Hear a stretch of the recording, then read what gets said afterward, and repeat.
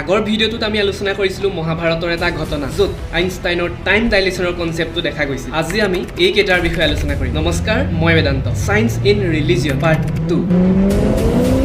Modern সায়েন্সে কয় লাইটৰ speed 3 lakh kilometre per second, কিন্তু বহু বছৰ আগতে ৰচনা কৰা ঋগ্বেদত স্পীড অফ লাইটৰ বিষয়ে উল্লেখ আছে, যাৰ বিষয়ে H.C. বৰ্মা ছাৰে ক্লাছ 11ৰ কনচেপ্ট অফ ফিজিক্স পাৰ্ট 1ৰ চেপ্টাৰ 21 স্পীড অফ লাইটত উল্লেখ কৰিছে। योजो नान सहस्त्र दबे दबे सत दबे स्व योजने एक निमिषार्धन क्रम मान नमस्तुते। यार इंग्लिश ट्रांसलेशन तो होइसे द सन्स रेज ट्रेवल 2202 योजना इन जस्ट हाफ ए निमिष। 1 योजना इज इक्वल टू 9.09 माइल। 2202 योजना इज इक्वल टू 18379.98 माइल। 1 निमिष is equal to 0.2 second. Half निमिष is equal to 0.1 second. Speed is equal to distance upon time 18379.98 miles divided by 0.1 second equal to 1,83,799.8 miles per second. যদি আমি ইয়াক kilometre পাৰ সেকেন্ডলৈ convert কৰো 2,95,797.105331 kilometre পাৰ second, যেটো modern সায়েন্সৰ ভ্যালুৰ লগত প্ৰায় একেই।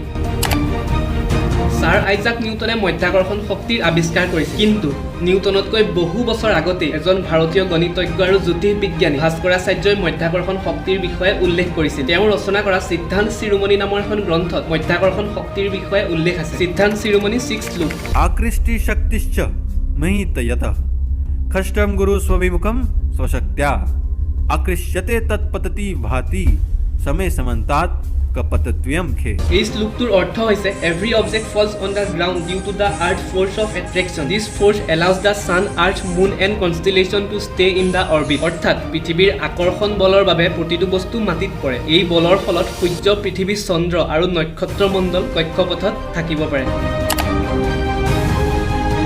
মডাৰ্ণ সায়েন্সে কয় পৃথিৱী আৰু সূৰ্যৰ মাজৰ দূৰত্ব 150 মিলিয়ন কিলোমিটাৰ, কিন্তু 16th চেঞ্চুৰীত তুলসীদাসে ৰচনা কৰা হনুমান চালিচাত পৃথিৱী আৰু সূৰ্যৰ মাজৰ দূৰত্বৰ কথা উল্লেখ আছে। হনুমান চালিচাৰ এটা শ্লোক যুগ সহস্ৰ য়জন পৰ ভানু লিলিয় তাহি মধুৰ ফল জানু।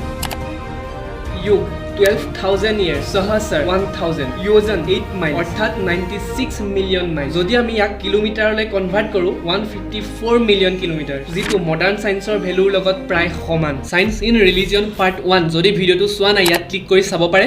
ভিডিঅ'টো চোৱাৰ বাবে ধন্যবাদ। চেনেলটো ছাবস্ক্ৰাইব কৰি দিব, এনেকুৱা ধৰণৰ ভিডিঅ' বনাবলৈ উৎসাহ পাম।